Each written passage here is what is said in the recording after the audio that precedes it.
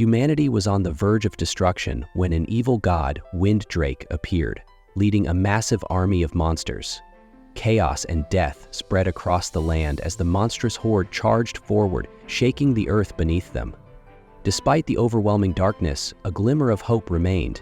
The 5 strongest magicians stood together, ready to fight. As the battle began, Una unleashed his magic, striking down many creatures. Yet, more monsters of various kinds rushed toward them, their weapons drawn. The magicians, determined to resist, poured all their strength into their attacks.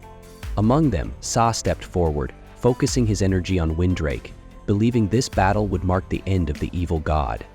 Pooling their power, the magicians combined 6 magical attributes into a single devastating attack. A tremendous explosion erupted, engulfing Winddrake. As the smoke cleared, the magicians anxiously watched, sweat dripping from their faces. But to their shock, the god remained standing, unaffected. Realizing their attacks had failed, the magicians prepared to strike again, but Setsena urged them to stop and observe. As they focused on Winddrake, he effortlessly avoided their magic, making it seem as though he had nullified their spells. With a menacing presence, he mocked the magicians, belittling their efforts as useless. Fear crept into their hearts as they realized their strongest spells had no effect. The battle continued with growing despair.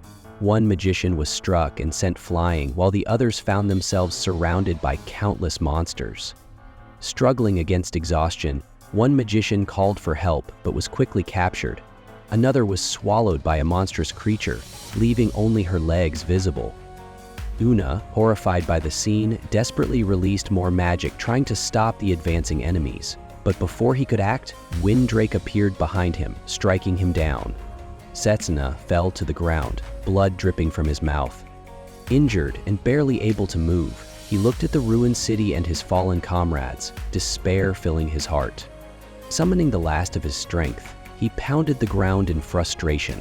Winddrake loomed over him, declaring the battle pointless. But Setsena refused to give up.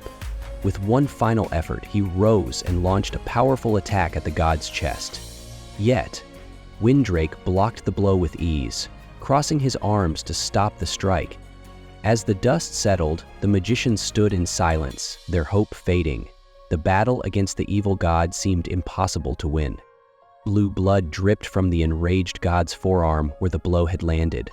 Setsena stared at his fist in shock, unable to believe that such a weak attack had actually injured Winddrake. A sudden realization struck him. Defeating the god was possible, but the thought came too late. Winddrake looked at Setsena with amusement, unbothered by the wound. Meanwhile, Setsena noticed a faint glow from the necklace hanging around his neck. His mind flashed back to the day he received it from the head magister. As a child, he had held the necklace in his small hands, asking if it was truly the necklace of rebirth. The head magister, a wise man with long white hair and a beard, had calmly confirmed it. He had explained that the necklace carried the power of time and could correct past mistakes, but only once. At that time, Setsena had laughed, thinking he would never need such a thing. He had even questioned whether it was necessary.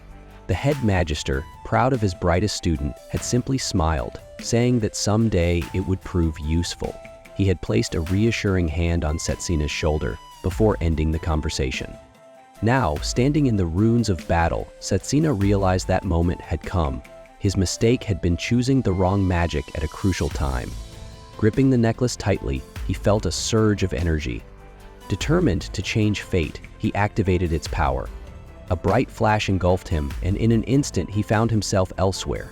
The intense sunlight forced him to shield his eyes. As his vision adjusted, he saw familiar surroundings.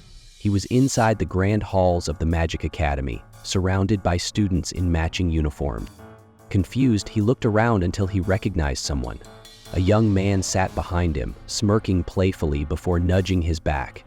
The realization struck. This was Leo, a friend who had disappeared long before Winddrake's arrival.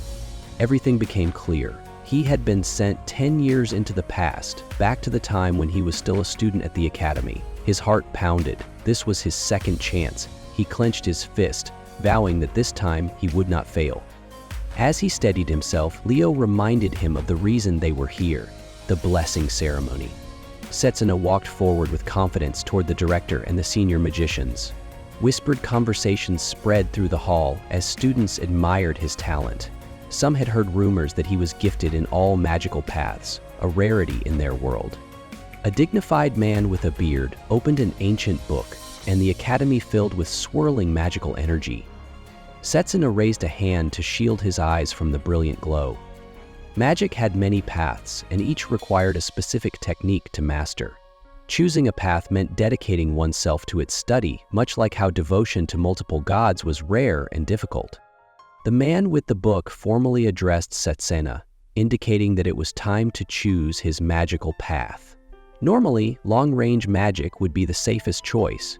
It allowed a mage to create an element from mana and strike enemies from a distance, minimizing the risk of direct attacks. In most cases, this was enough to defeat an opponent. But this time, Setsuna knew that choice alone wouldn't be enough to stop Windrake. He needed something more. Setsuna became the most powerful user of long-range magic, yet it had been useless against the evil god. Remembering his past, he turned toward the sheet with the orange seal. The room fell silent as everyone watched him in disbelief. Leo, confused, wondered why Setsuna was hesitating. That morning he had been certain of his choice, but instead of long-range magic, Setsuna reached for close combat magic, the weakest and most forgotten of all paths. The instructor holding the ancient book frowned. This magic was only useful for enhancing physical strength and required fighting at close range. Against enemies who could attack from a distance, it was nearly useless. Choosing this path was like fighting archers with nothing but a stone axe. It seemed like Setsuna was throwing away his future. But Setsuna had already made up his mind. He knew how hopeless this path seemed, but it was the only way to defeat Windrake. He remembered the countless bodies left behind by the merciless god. Without hesitation, he pressed his wrist against the orange seal. A bright aura surrounded his hand, leaving behind a burning imprint of melee magic. He clenched his fist with determination. The room remained silent. The instructor shut his book with an irritated expression. He had been prepared to pass down all his knowledge if Setsuna had chosen long-range magic. Cyrus Elite, the leader of the long-range magic division, sighed in frustration. Setsuna had the potential to become the strongest mage, bringing fame to himself and his mentor. But Setsuna no longer cared about fame. He knew that humanity had only 10 years left before its downfall, and 5 years before the evil god appeared. As he walked down the steps, he thought about his past life. He had no experience in using melee magic, but he needed to learn quickly. The only question was how he would master it before the invasion began. After the ceremony, students were instructed to return to their classrooms. Setsuna searched the crowd, looking for Leo, but he was nowhere to be found. Unsure where the melee magic division was, he tried asking another student. The boy stepped back, uninterested in helping. Others whispered that Setsuna had ruined his future just to stand out. This was nothing like his past life. Left to figure things out on his own, he walked toward the courtyard, remembering that there was a map of the academy there. As he made his way, he suddenly heard someone yelling. A red-haired girl was struggling to stay on her feet, sliding backward from the impact of a fireball. She shouted angrily at the attacker, demanding the return of her brooch. The boy holding the green brooch smirked, commenting that it was a magical tool for storing mana. He and his friends mocked her, saying that someone like her didn't deserve it. Watching from a distance, Setsuna quickly understood the situation. The girl was a melee mage, while the 3 boys belonged to the long-range division. One of them, flames burning in his hands, challenged her to take the brooch by force, mocking the weakness of melee magic. He launched another fireball toward her, but she managed to dodge it. Melee magic focused on physical enhancement, increasing speed and strength. However, dodging alone was not enough. She couldn't close the distance between them. Refusing to back down, the girl summoned a glowing blue sword, ready to fight. The boys laughed, doubting her weapon would even reach them. One of them cast another spell, striking her down easily. She lay on the ground, unable to get close enough to attack. The fire mage prepared another spell, mocking her for being weak and powerless. 3 fireballs shot toward her, threatening to finish the fight. Before they could land, Setsuna dashed forward with incredible speed, weaving between the long-range mages. He grabbed the girl, pulling her to safety just in time. The boys watched in shock and anger. Holding the girl, Setsuna asked if she knew where the melee magic division was and if someone could lead him there. The long-range mages quickly recognized him. One pointed at the mark on his hand, realizing he was a melee mage. Another, grinning wickedly, summoned flames in his palm, eager to attack. They thought melee magic was weak, but Setsuna knew strength depended on how it was used. He had already noticed several things he could improve. Raising his right hand, he reminded himself that the path chosen did not always determine the outcome of a battle. The red-handed girl looked at Setsuna with concern, warning him that the upperclassmen were too strong and would overpower him. But before she could say more, one of the mages launched several fireballs in his direction, declaring that it was already too late. A blue aura covered Setsuna's legs as he focused his magic, strengthening them. With incredible speed, he dodged every fireball with ease. Moving freely, he realized that his agility gave him a major advantage. The long-range mage, frustrated by his inability to land a hit, grew angrier and prepared an even stronger spell. Remaining calm, Setsuna conjured an energy sword in his hand. As the powerful magic attack came toward him, he sliced through it, dispersing the energy completely. Shocked, the attacker couldn't understand how his magic had been neutralized so effortlessly. The red-haired girl, equally surprised, had never imagined magic could be cut like that. Setsuna knew that in any magical clash, the one with better control would win. His precise mastery over mana made him one of the strongest, even though his raw power wasn't particularly high. This ability proved more useful than he had expected, and combining it with his speed created new possibilities. Determined to turn the fight around, the furious mage decided to unleash an even greater spell. His companions hesitated, worried that pushing things too far would attract the instructors. Ignoring their warnings, he began chanting, summoning a massive amount of energy. Before he could complete the spell, Setsuna sprinted toward him at incredible speed. The mage barely had time to react as he watched his opponent close the distance in an instant. Gathering energy into his fist, Setsuna activated his skill, Fist of Magic, and delivered a powerful punch to his opponent's stomach. The mage collapsed to the ground, unable to continue fighting. The remaining students watched in shock. A melee mage, considered the weakest type, had won so easily. One of the defeated mage's friends hesitated before handing over the stolen brooch, realizing they had no choice. Lifting their fallen comrade, the group quickly retreated. Turning to the red-haired girl, Setsuna handed her the brooch. She held it tightly, overjoyed to have it back, and thanked him with a bright smile. Introducing herself as Layla Roseville, she eagerly extended her hand. Setsuna shook it, and she recognized his name, remembering the rumors about his unique affinity for all magical paths. She couldn't understand why someone with such rare talent would choose melee magic. Though he wanted to explain that his goal was to defeat the evil god, he knew no one would believe him. Instead, he asked her to guide him to the melee magic faculty. Layla, realizing that orientation had already begun, urged him to hurry. Together, they made their way toward the outskirts of the academy, where the melee magic division was located, far from the main campus due to its unpopularity. As they walked, Layla eagerly asked him to teach her how to create the magic blade he had used earlier. He explained that it was simply a matter of mana control. He understood that melee magic had many applications depending on how it was used. If he could master it completely, he would gain another advantage in fighting the evil god. A memory surfaced in his mind. He recalled sitting on a red sofa in front of the academy's principal. The man, deep in thought, removed his gloves and placed them on the table. Setsuna's eyes widened in disbelief as he noticed two different magical imprints on the principal's wrists. This was impossible. Each person could only follow one magical path. On his right hand was the mark of summoning magic, but the symbol on his left hand was unfamiliar. Confused, he had questioned the principal about the mysterious mark. The man had simply put his gloves back on, saying that he would reveal the truth when the time was right. But before he could ever explain, he had been killed soon after the evil god appeared.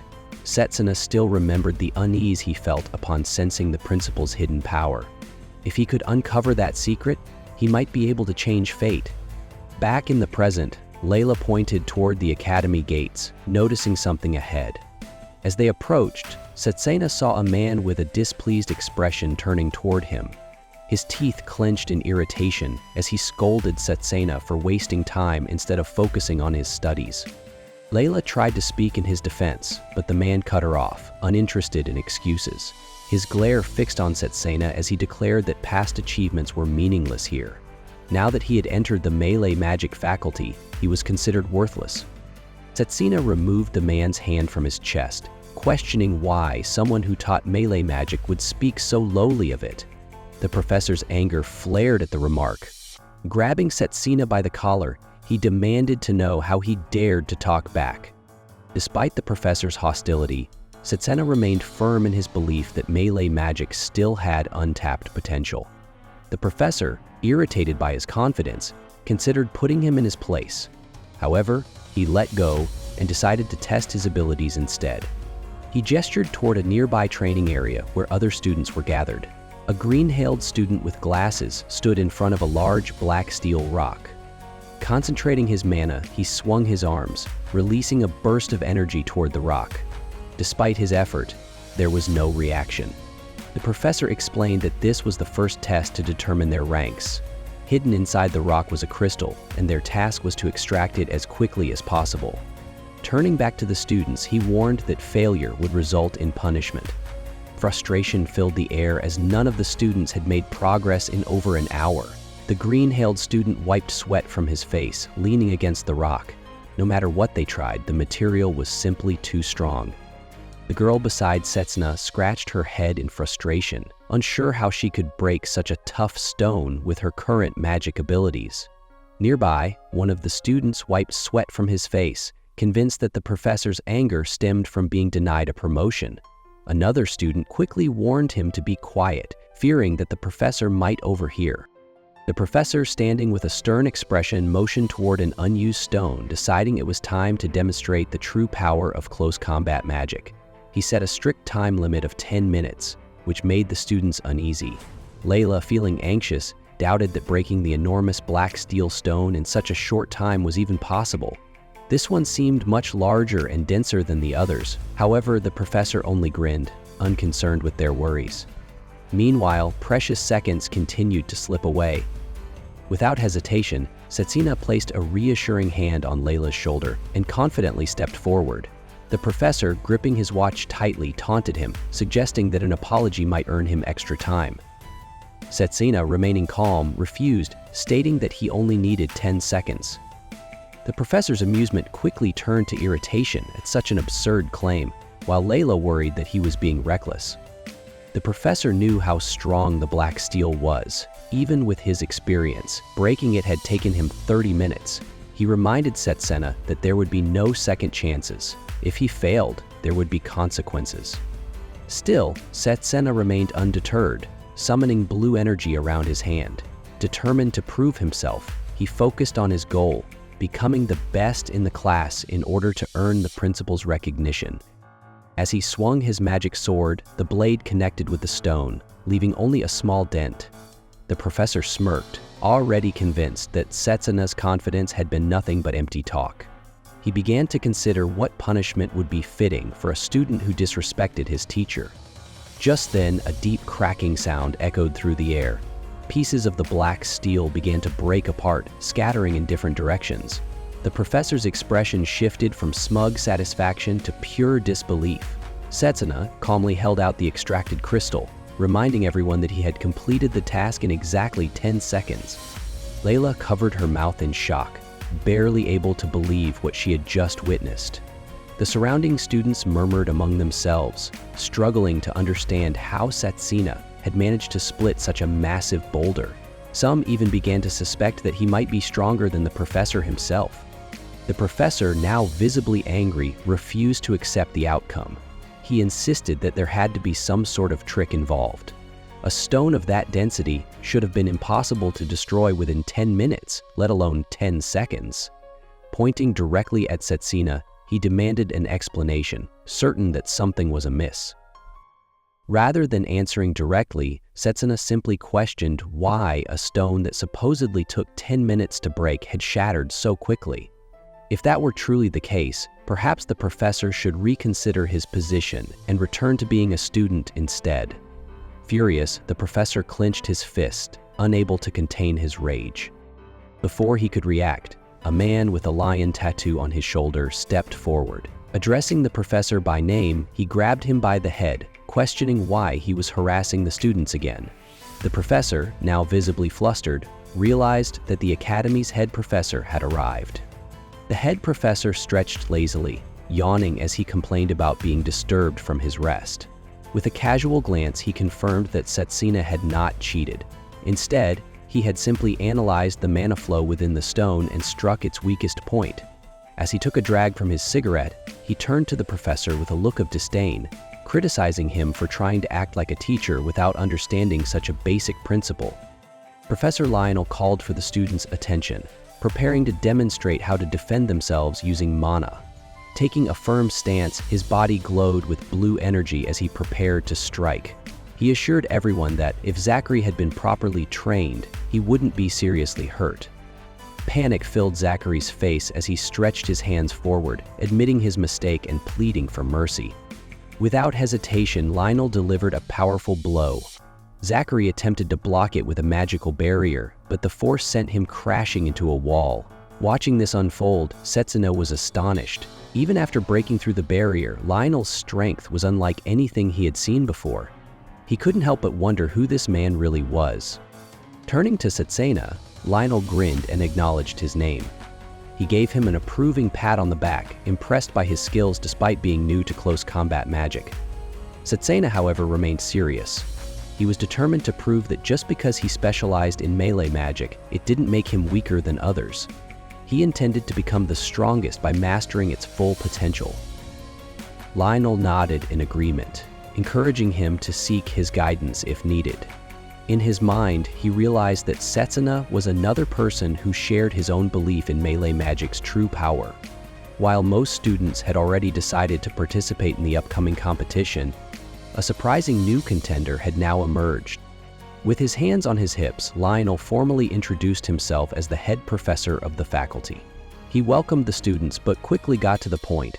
They needed to choose a representative for the exchange competition. Setsuna immediately recalled the significance of this event. It was a major tournament where 8 magic houses competed for honor and recognition. Only one student from each house was selected, and the champion gained high prestige. Before his regression, he had won the competition as a representative of the long-range magic house, earning the head magister's approval. This was an opportunity he couldn't afford to miss. As he stood there with his hands in his pockets, Setsuna's gaze fell upon fragments of black stone scattered at his feet. Lionel pointed out that someone else had already completed the same test before they arrived, and they had done it using only their fists. Curious, Setsuna looked around until he noticed a figure surrounded by a magical aura sitting in the corner. Recognizing him, Setsuna called out to Drago Ard, who approached with his hands in his pockets. Drago immediately questioned why Setsuna, someone capable of choosing any magical path, had settled on melee magic. Setsuna replied firmly that there were certain things he could only accomplish by mastering this discipline. Drago dismissed his answer, insisting that someone as weak as him could never achieve anything. His family had specialized in melee combat for generations, and he had spent 17 years training his body to reach peak condition. To prove his point, he threw an incredibly fast punch near Setsuna's head, the force creating a gust of wind that startled the surrounding students. Remaining unfazed, Setsuna stood his ground as Drago kept his stance after the strike. He then made it clear that he wouldn't allow someone who treated melee magic lightly to represent their house. If Setsuna wanted to prove himself, he would have to fight him. Hearing his name, Setsuna recalled that Drago had been the only noteworthy melee magic student in the past competition. He welcomed the challenge with a confident smile. Lionel stepped between them, placing a hand on their shoulders, pleased that they had reached an understanding. The duel would take place in 1 week. Drago turned to leave, but warned Setsuna not to think about backing out. If he truly considered himself a melee mage, then he had to fight and prove it with everything he had. The students murmured among themselves, debating who would win. Among them, one girl remained calm, stating that no matter how talented Setsuna was, he still had no chance against Drago. Layla watched Setsuna with concern, unsure if he could win the fight. He remained calm and admitted that in his current state, he couldn't. Drago's physical strength was far superior due to years of intense training, but he had a plan. With his hands in his pockets, he walked toward the academy gate. Layla followed, asking where he was going. They soon arrived at a secluded forest path, leading to a massive tree. Layla looked up in awe, wondering about their destination. Setsuna placed his hand on the tree, explaining that this was his secret training ground. A green aura surrounded him as he declared that training here would make him 3 times stronger. The tree was ancient, over 1,000 years old, and radiated a mysterious energy. Setsuna reached out, feeling a deep connection to it. He had discovered this place long before his regression, and now he intended to use its power again. The tree's sacred aura had the ability to restore mana, making it the perfect place to train without limits. As he clenched his fist, the green aura grew stronger. He was ready to push his body to its limits. Layla, watching with unease, knew that Drago was a natural-born melee fighter. She owed Setsuna for helping her, and now it was her turn to help him. Later, in the faculty's training room, Layla observed the students practicing. Her attention was drawn to Drago, who was effortlessly lifting a heavy barbell at an incredible speed. After putting it down, he approached Professor Lionel, asking if there were more black steel stones outside. Lionel was surprised. Was Drago really planning to destroy all of them? Without answering, Drago walked outside, picked up 5 black steel stones, placed them on his back, and started doing push-ups. He wasn't interested in destroying them. He was using them to train. Layla watched in shock, realizing the sheer power Drago possessed. A single strike from him could be deadly. She rushed off, worried about how the fight would unfold. Meanwhile, Setsuna sat beneath the sacred tree, calmly reading a martial arts book. Layla arrived, out of breath, and told him he had no time to relax. She described Drago's brutal training, but Setsuna remained unfazed. He had expected this. With his eyes glowing faintly blue, he reassured her that everything was going according to plan. Flipping through the book, he explained that strengthening the body with mana was all about controlling the nervous system. By focusing mana into specific areas, he could enhance different parts of his body. His legs for speed, his mind for memory, and so on. Once he mastered these techniques, he would need to put them into practice. Layla was amazed. She had never heard of such a method. But as she watched, Setsuna suddenly collapsed, catching himself with one arm before falling to the ground. His body was covered in wounds, a result of pushing himself too hard. Despite the pain, he stood up, his green aura flaring around him. His training was extreme, forcing his body to its limits. He needed to recover faster so he could continue growing stronger in the shortest time possible. Layla urged him to find a less harmful way, but he refused. Half measures wouldn't be enough to defeat Drago. His opponent had spent years refining his close combat skills. If he wanted to keep up, he had to push beyond his limits. Over the next week, Setsuna had to repeat the cycle of destruction and healing thousands of times. Layla watched in shock, knowing that just one session had left him exhausted. But for Setsuna, this was nothing new. His mind drifted back to his childhood at the orphanage, where he had no magic at all. Back then, he spent hours training, holding a book in one hand while stubbornly aiming his palm at a stone. Every day he practiced, failing repeatedly but refusing to give up. One day, steam rose from the small stone before it suddenly shattered into pieces. Though his progress was slow, he improved little by little. Now, standing with a calm smile, Setsuna knew this pain was necessary. It made him stronger. Layla trained alongside him, pushing herself through the same exercises. She had always been told that Setsuna was only gifted with talent, but watching him now, she realized how hard he worked. As he struggled through push-ups with 5 heavy rocks tied to his back, she saw the determination in his eyes. He wasn't relying on talent. He was pushing himself harder than anyone else. Finally, the day of the battle arrived. The arena was filled with students, all eager to witness the fight. Setsuna and Drago stood face to face, ready to prove themselves. Drago, surprised, had expected Setsuna to run away, but Setsuna stood tall, determined to win and become the faculty's representative. Professor Lionel raised his hand dramatically, signaling the start of the match. Setsena charged forward, launching a series of punches and kicks. Drago blocked every attack effortlessly, using his mana to shield himself. In return, Drago countered with a powerful punch. The force of the attack sent a gust of wind through the arena, making Layla flinch as she covered her face. As the dust settled, only the two fighters remained visible. The audience murmured, some believing the fight was already over. Setsena remained on guard, knowing that if even one of Drago's punches landed, he would lose instantly. Drago attacked again, landing multiple blows, but Setsena dodged each one. Frustrated, Drago questioned why Setsena was only defending. He took a firm stance, calling Setsena weak and claiming that this was all he could do. Layla, watching anxiously, wondered if all the training had been for nothing. Drago was still stronger. Lionel observed the fight with a calm expression. Though it seemed like Setsena was struggling, he knew otherwise. Every move was precise, each dodge calculated. Setsena wasn't just avoiding the attacks, he was countering them with perfect mana control. Drago, growing more furious, spoke of the struggles his family had endured. His father and ancestors had dedicated their lives to melee combat magic, yet they were always looked down upon. He had endured years of humiliation and was determined to change that. With anger in his eyes, Drago summoned a magic sword. He would prove his strength and earn respect with his own hands. Setsena, unfazed, created his own magic sword. The two fighters charged at each other, ready for the decisive clash. Drago launched an attack, but Setsena dodged and leaped into the air. Drago followed, chasing him mid-air before slamming into the ground with immense force. As the battlefield shook, Setsena recalled how people used to whisper behind his back, claiming he only chose melee combat to stand out. Now, he had a chance to prove otherwise. For a brief moment, he understood Drago's determination.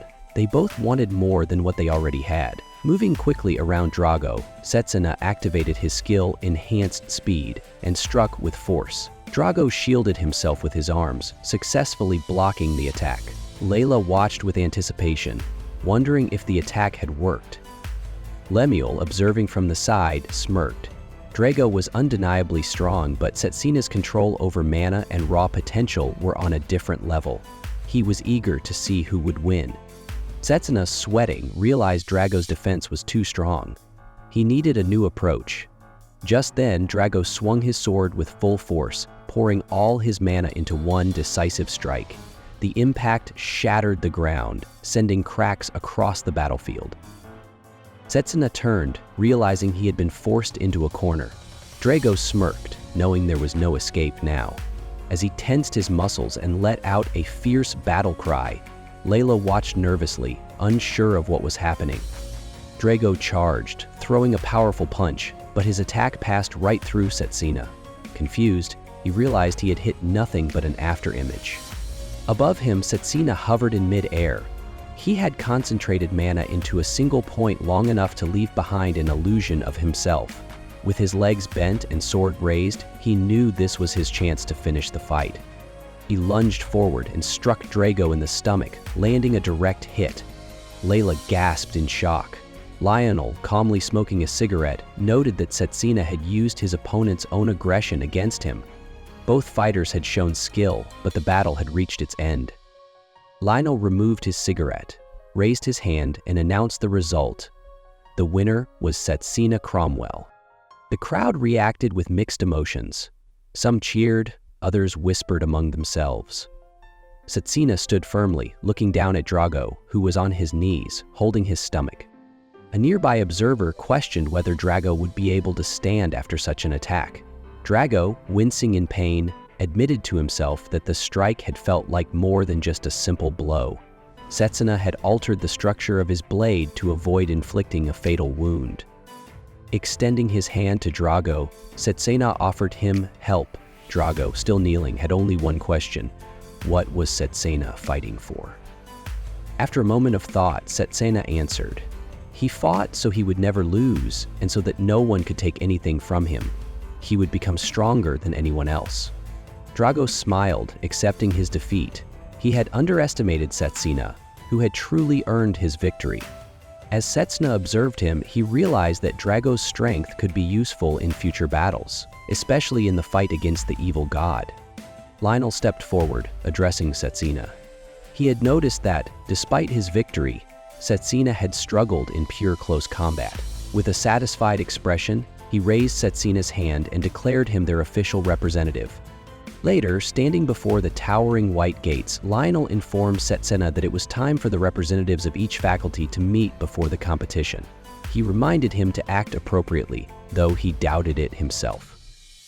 Setsuna smirked as he pushed open the doors. Inside, the representatives of the other faculties turned their heads, watching him with curiosity. One student, adjusting his glasses, scoffed. Had a fighter from the so-called idiotic combat faculty really shown up? Setsuna willingly put himself in a difficult position, knowing the challenge ahead. He observed the guy with glasses, recognizing him as a representative of the enchantment magic faculty.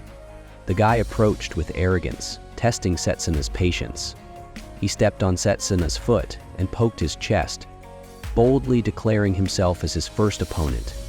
For the past 100 years, no one from the close combat magic faculty had ever won a match. It was a tradition of failure, and the guy with glasses made sure to remind Setsuna of it.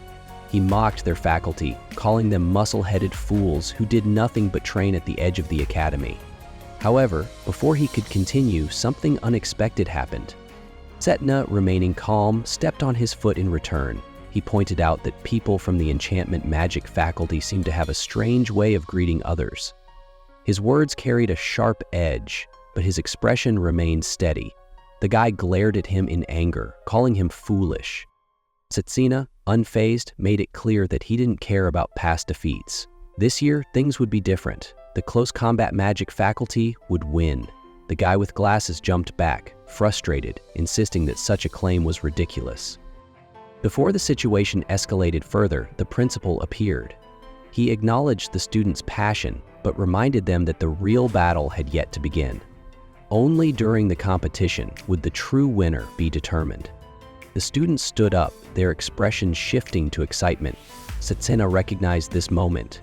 It had happened exactly the same way in his past life. A girl with pink hair stepped forward, speaking with confidence. She expressed her honor in meeting the principal and promised to showcase her full strength. Setsuna identified her as Carol from the Sumner faculty.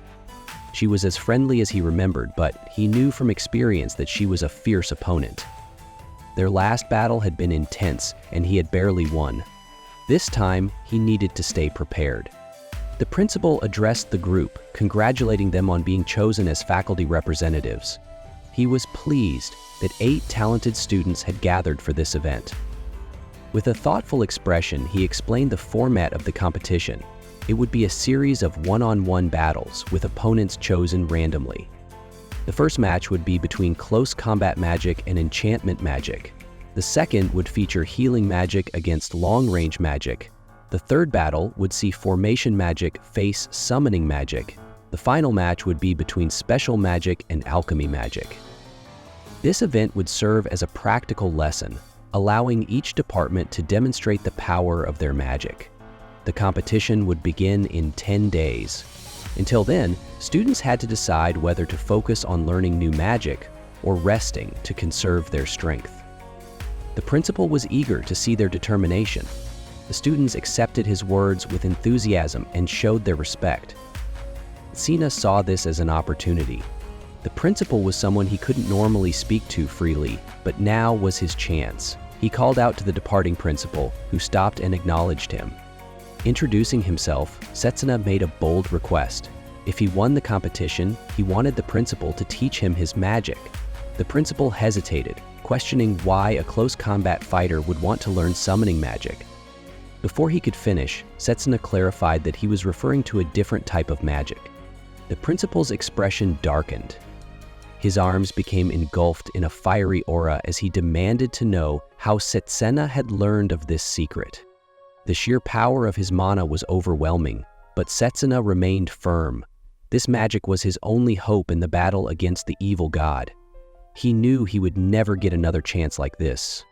Without revealing too much, He explained that the victory of a close combat magic representative would change the way people saw magic itself. Surely, that was something the principal himself had hoped for. The two locked eyes for a long moment. Finally, the principal agreed. If Setsuna won, he would tell him about the second magic law.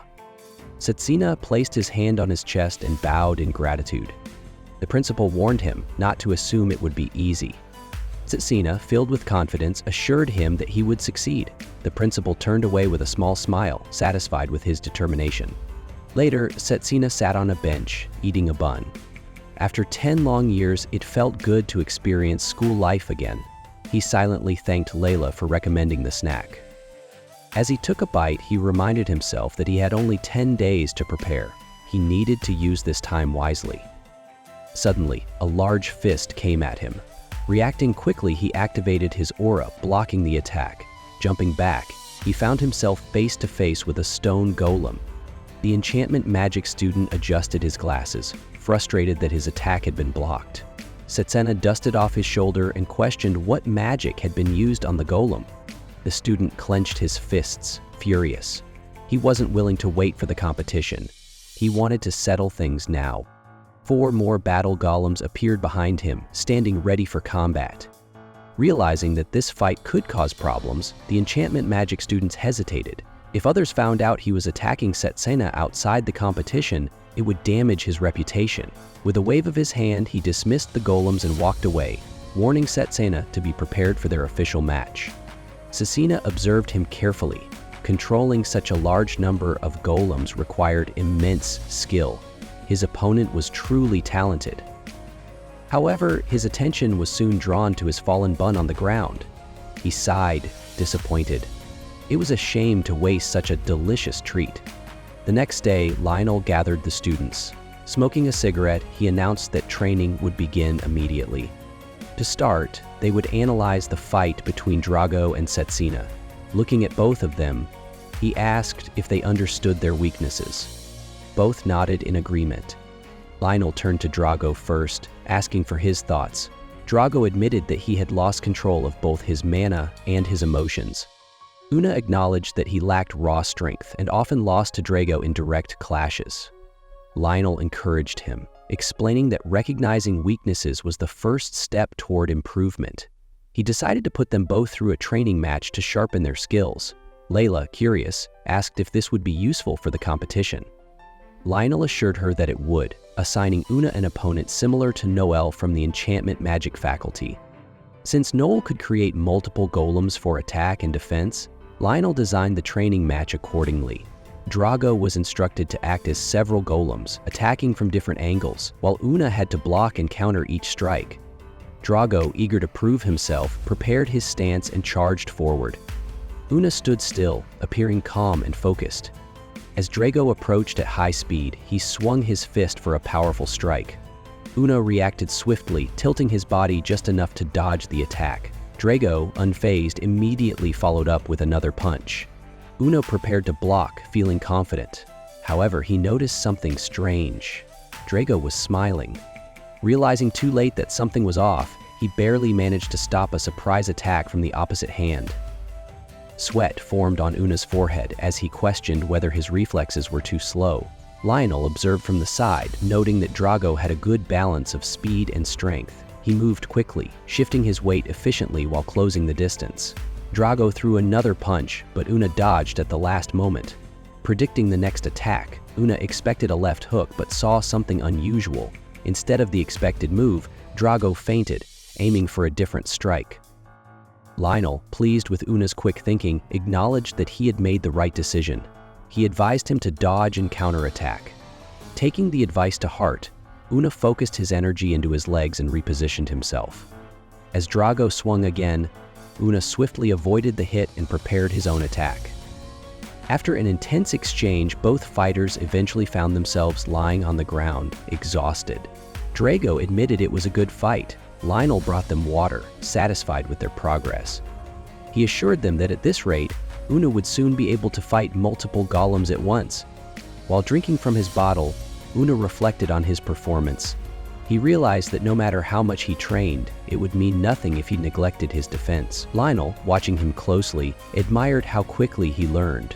Though Drago had a solid grasp of close combat fundamentals, Una's natural instincts stood out.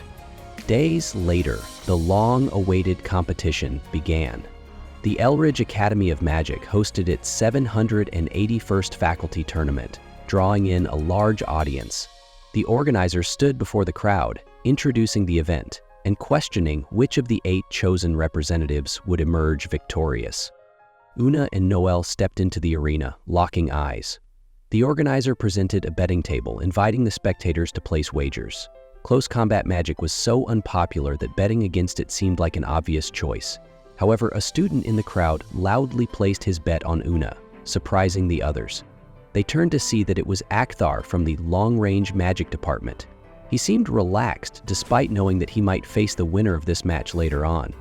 The organizer then explained the match conditions, which changed every round. This time, the battle would take place in a desert. Noel, clearly amused, saw this as a great advantage. The crowd cheered him on, encouraging him to crush his opponent into the sand. Some students mocked Una, considering him an easy opponent. Layla, irritated by their arrogance, shouted at them to wait and see who the real loser was. Lionel, standing nearby, tried to calm her down. As the battle was about to begin, Noel revealed a piece of rock in his hand. Una, remaining composed, recognized it as copper rock. Noel then threw it into the sand, explaining that this material was what his golems were made of. Using his magic, Noel summoned a massive golem from the desert sand. He confidently declared that he didn't need any additional weapons, his golems were more than enough. He then scattered several copper rocks across the battlefield, revealing his true strategy. By spreading the rocks, he ensured that he could summon an endless number of golems. In this terrain, he had unlimited resources. Layla, astonished by what she was witnessing, wondered how he could create so many golems at once. Noel, adjusting his glasses, stated that with this advantage, Una would never be able to reach him. The spectators began murmuring among themselves, believing that the fight had already been decided before it even started. They felt that Una had made a poor choice by relying on close combat. Feeling confident, Noel taunted Una, urging him to speak now if he had anything to say. However, Una remained calm, showing no sign of concern. Instead of reacting to the taunt, he simply remarked that the whole situation was uninteresting. He had expected something much more impressive from Noel. Noel became furious and immediately ordered his golems to attack. The golems rushed toward Una, kicking up a massive dust cloud that blocked the spectators' view. As the dust swirled around the battlefield, Noel laughed confidently, believing he had already won. The audience, unable to see anything, questioned what was happening. Inside the dust cloud, the golems launched powerful punches, further disturbing the ground. However, Una remained calm, summoning a mana sword and cutting through each golem as they attacked. As he advanced, broken pieces of golems fell around him. He knew his sword was sharp enough to cut even the toughest material. Noel, shocked by what he witnessed, struggled to believe his golems were being destroyed so easily. Una remained unfazed, observing the incoming golems. He knew that in close combat, speed and precision mattered more than sheer numbers. If his opponent relied only on summoning more golems without improving their strength, then he had no chance of losing. Moving swiftly between the creatures, Una cut each one down with a single strike.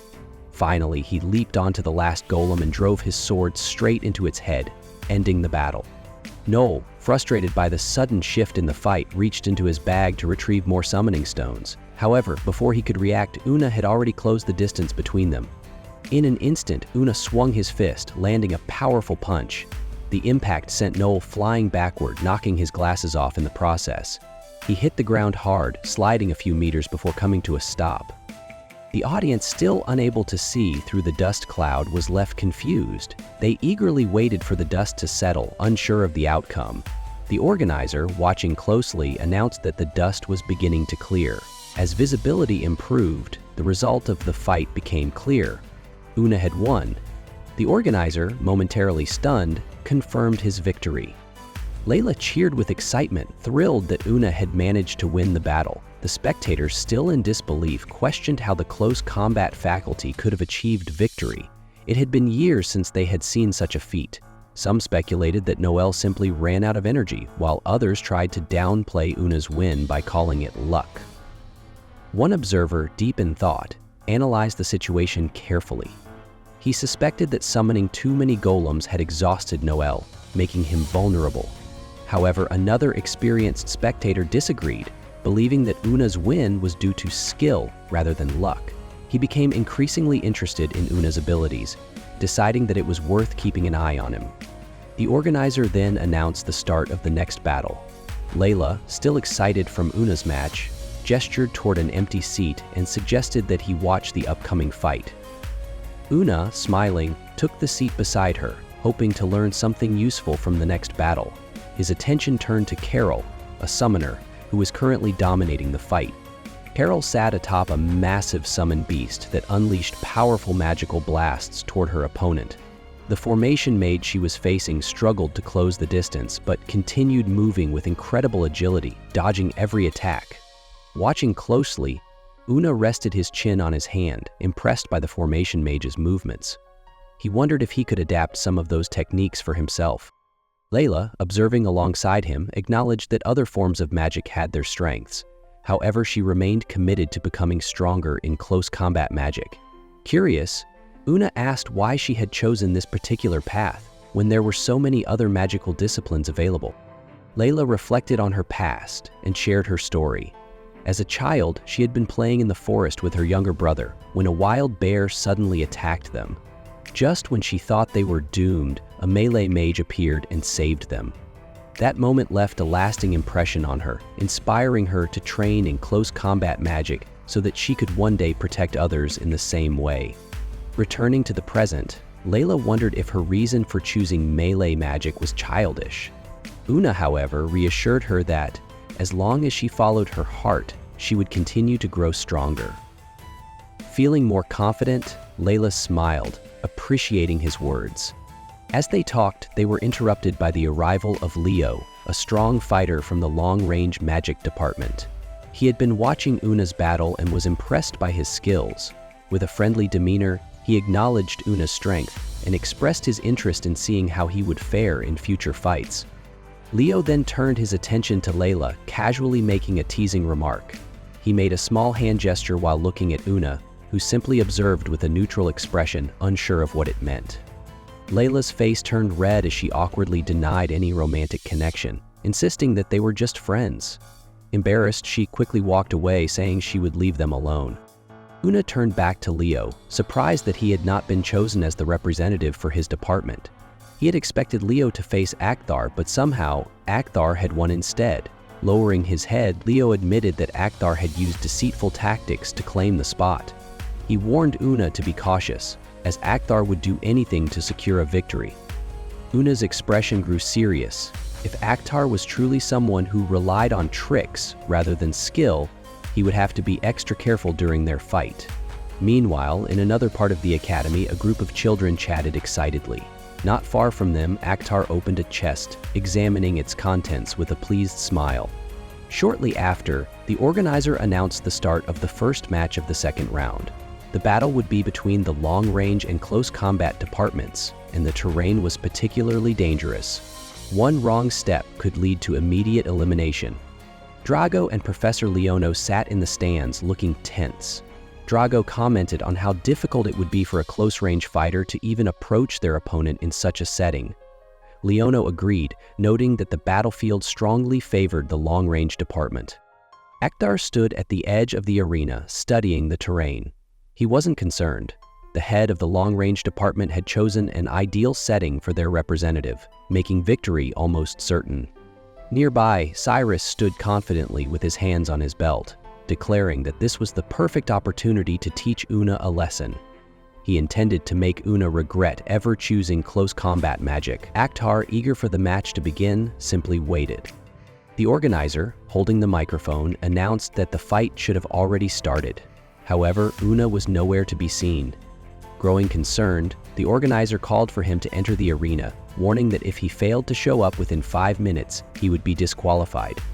The audience murmured in confusion, wondering what was going on. 10 minutes earlier, inside a restroom, Layla had approached a door and called out to Una. She asked how he was feeling, surprised that he wasn't already preparing for the match. Una, remaining calm, assured her that he was fine. However, he suddenly warned her not to touch a particular vase on the table. It was a magical item, designed to drain mana upon contact. Layla, puzzled, questioned why such a dangerous object was sitting there. Una, deep in thought, rested his chin on his hand.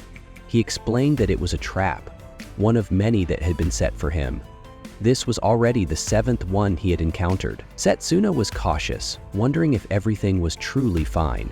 He had skillfully avoided every trap, convinced that Akthar was behind them. Since no evidence was left behind, he remained on guard.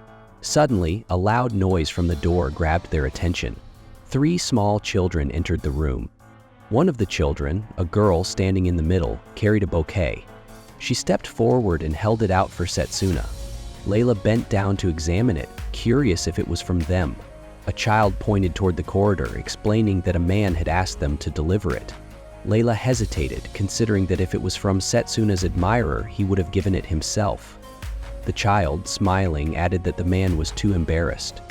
Before anyone could react further, the girl holding the bouquet suddenly dropped it. She seemed confused, clutching her head as dark spots started forming on her neck. Sena immediately recognized those marks, recalling similar ones from his experiences during the war. Panic set in, and he kicked the bouquet away with force. Layla, still unaware of the danger, was bewildered by his reaction. Setsuna quickly identified the bouquet as a deadly plant, Venum, known for its poisonous properties. As the realization sank in, one of the children clung to Layla's skirt, coughing into his fist. Within moments, all 3 children collapsed to the floor. Setsuna was horrified at the thought that even innocent children were being dragged into such schemes. He clenched his teeth, knowing that if treatment didn't start immediately, the poison would cause irreversible damage. Finding a skilled healer capable of countering the poison would be a challenge. Layla, now fully aware of the seriousness, looked at him anxiously. Understanding the urgency, Setsuna warned Layla to stay back since the poison might spread through mere proximity. But Layla, determined, refused to step away. Gripping a brooch in her right hand, she took charge of the situation. Sana recognized the brooch. It was the magical artifact he had once helped her recover, capable of storing mana. As Layla focused, a green glow surrounded her, and she revealed that her mother had infused the brooch with healing mana for emergencies. Kneeling beside the children, Layla closed her eyes and activated the magic. Sana observed closely, noticing that the dark spots on the child's skin were beginning to fade. When Layla finally opened her eyes, she admitted that her mother had prepared her for a situation just like this. Senna, relieved, expressed his gratitude. Without wasting any more time, he grabbed the bouquet and ran off. He knew that during its blooming period, venom became even more toxic. Leaving it in a populated area would put others at risk. Enveloped in blue mana, he sprinted toward a massive tree, determined to dispose of the poisonous plant properly. With a powerful throw, he launched the bouquet into the air, summoning a sword of mana. With a sharp slash, he cut through the bouquet, ensuring it could no longer spread its poison. A green aura surrounded the tree as Setsuna, exhausted, collapsed to the ground, watching the results of his efforts. Meanwhile, in the arena, 2 observers discussed the absence of a competitor from the close combat faculty. They speculated that he had fled. The organizer, disappointed, was about to declare the opponent Akthar as the winner. However, before he could finish his announcement, a battered figure emerged. The crowd gasped as they saw Setsuna, his body covered in purple wounds. Despite his injuries, his determination remained unshaken. He refused to surrender, demanding his fight against Akthar. Amused, Akthar questioned how Setsuna intended to continue in such a weakened state.